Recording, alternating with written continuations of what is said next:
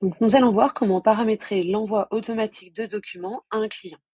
Donc, pour ce faire, il faut aller dans CRM, compte, client. Donc, à cet endroit, vous pouvez cliquer sur un compte client et aller dans l'onglet répertoire. Donc là, vous pouvez créer des contacts. On va faire par exemple nouveau contact. On va créer un contact pour la compta. Donc, je ne connais pas le nom de la comptable, je vais mettre comptable par exemple. Poste, on peut rappeler comptable. On peut mettre son téléphone fixe, son téléphone portable. Et le plus important pour envoyer des documents, c'est un mail. Donc compta@toron.fr. Donc à partir du moment où j'ai renseigné une adresse mail, je vais pouvoir choisir d'envoyer ou non certains documents. Donc commande, donc une confirmation de commande, un bon de livraison, une facture, un relevé de facture ou relevé de facture impayé, tous les types de relevés de facture, une mercuriale ou un encaissement. Donc un encaissement, c'est un reçu qui permet qui liste le montant de l'encaissement et les factures qui ont été payées avec ce montant encaissé. Et donc, je vais cocher les documents que je veux voir, que je veux envoyer, et je vais cliquer sur créer le contact.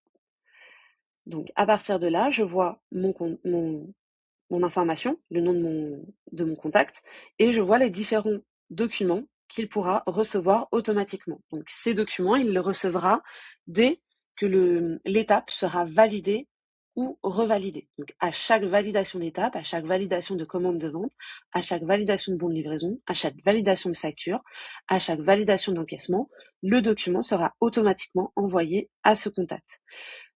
Ça vaut si vous validez vos documents à la main ou si les documents sont validés à une certaine période, comme par exemple la fusion des factures. Quand il y a fusion et émission des factures, automatiquement, la personne recevra par mail la facture générée par le système. Idem pour les relevés de facture. En plus de cette vue client par client, vous pouvez aller dans répertoire et donc à cet endroit, vous allez voir tous les contacts créés avec le nom du client et vous pouvez afficher la colonne documents envoyés pour voir les documents que chacun des clients peut recevoir. Vous pouvez aussi modifier à cet endroit. Donc si vous cliquez sur si vous sélectionnez un nom et vous cliquez sur afficher le contact, vous pouvez aussi éditer le contact à cet endroit. Par exemple ici, réception, c'est mal indiqué, donc je vais le mettre ici. Et puis je peux indiquer un numéro de téléphone portable parce que j'ai besoin d'appeler le réceptionnaire quand je viens livrer ma marchandise. J'ai mis un numéro trop, hop, et je clique sur enregistrer. Voilà, le contact est modifié, je ferme, je recharge ma page, et là on voit que le nom du téléphone a été mis, réception ça a été mis, et nom complet aussi.